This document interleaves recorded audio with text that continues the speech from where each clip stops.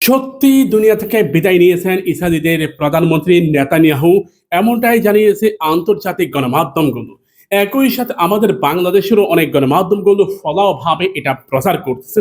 এর মধ্যে এফবিআই এর এই যে যাকে দেখতেছেন, ইনি এফবিআই এর সাবেক ঊর্ধ্বতন গোয়েন্দা কর্মকর্তা। তিনি রাশিয়ান একটি গণমাধ্যমকে জানিয়েছেন যে ইরানের একটি মিসাইলের আঘাতে দুনিয়া থেকে বিদায় নিয়েছেন নেতানিয়াহু। শুধু তিনি একা নন, বিদায় নিয়েছেন নেতানিয়াহুর ভাই থেকে শুরু করে অনেক কর্মকর্তাই, যেখানে জরুরি মিটিং করতেছিলেন তিনি। ওই সময় আয়রন ডোমকে ফাঁকি দিয়ে একটি মিসাইল নেতানিয়াহুর ওই বাসভবনে আঘাত হানে। মুহূর্তের মধ্যে দুনিয়া থেকে বিদায় নেন নেতানিয়াহু এবং তার ভাই, একই সাথে ঊর্ধ্বতন আরো কিছু কর্মকর্তা, যেখানে জরুরি বৈঠক করতেছিলেন। আরো একটি খবর হচ্ছে, ইসরায়েলিদের ভূমি ছেড়ে চলে যাচ্ছে ইহুদিবাদীরা। তারা এখন আর নিজেদেরকে নিরাপদ মনে করতেছে না। তারা মনে করতেছে ইরান যে পরিমাণ মিসাইল নিক্ষেপ করতেছে, এটা যেভাবে অব্যাহত রয়েছে তাদের পক্ষে বেঁচে থাকাটাই বেশ কঠিন। সে কারণে এখনো পর্যন্ত 13 লাখের মতো ইহুদিরা ইসরায়েল ছেড়ে ইউরোপের অন্যান্য রাষ্ট্রে পাড়ি জমিয়েছে। প্রিয় ভাইরা, নেতানিয়াহু যদি সত্যি সত্যি দুনিয়া থেকে বিদায় নিয়ে থাকে, তাহলে ইসরায়েলিরা এটা কখনোই প্রকাশ করবে না। এই প্রকাশ না করার অন্যতম দুটি কারণ। প্রথমত হচ্ছে, সেনাদের মনোবল ভেঙে পড়বে।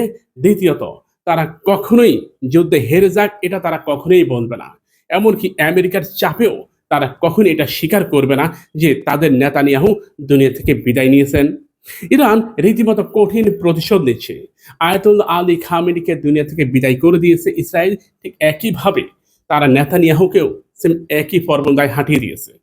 এফবিআই এর কর্মকর্তা দৃঢ়ভাবে তিনি যে বক্তব্য দিয়েছেন সেটা মোটামুটি ফাইনাল হিসাবে ধরে নিচ্ছে কিছু গণমাধ্যম। আমার এখানে কয়েকটা গণমাধ্যমের স্ক্রিনশট আপনারা দেখতেছেন। সেখানে স্পষ্টভাবে উল্লেখ করা হয়েছে কিভাবে কোন পর্যায়ে আঘাত হানা হয়। আপনারা এটিএন নিউজের গণমাধ্যমের স্ক্রিনশট আমার এখানে দেখতেছেন। দয়া করে সার্চ করে দেখুন, কিংবা আপনি ইউটিউবে গুগলে সার্চ করুন। ভাই, ইহুদিবাদীরা কখনই এটা প্রকাশ করবে না। যুগে যুগে তারা ছিল মিথ্যাবাদী।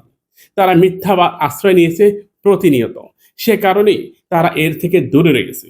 তবে হ্যাঁ, এই যুদ্ধটা তারা অব্যাহত রাখবে। কিন্তু ভিতর থেকে ইহুদিবাদীর যে সেনাবাহিনী, তারা ভেঙে পড়েছে। তাদের পক্ষে যুদ্ধটাকে টেনে নিয়ে যাওয়াটা বেশ কঠিন।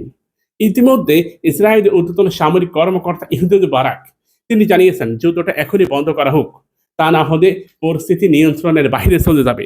আমেরিকার ঊর্ধ্বতন সামরিক কর্মকর্তা ম্যাথু মিলান ডোনাল্ড ট্রাম্পকে তিনি একটি চিঠি দিয়েছেন। সেই চিঠি তিনি উল্লেখ করেছেন যে আমেরিকার অবস্থা খুবই খারাপ। এমনকি এই যুদ্ধ পরিস্থিতি আমেরিকাকে আরব অঞ্চল থেকে একেবারে বিতাড়িত করবে।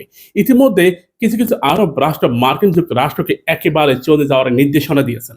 এর মধ্যে উল্লেখযোগ্য সংযুক্ত আরব আমিরাত, কাতার ও বাহরাইন। ভিডিওটা শেয়ার করুন, জরুরি ভিত্তিতে খুশির খবর সব জায়গায় ছড়িয়ে দিন।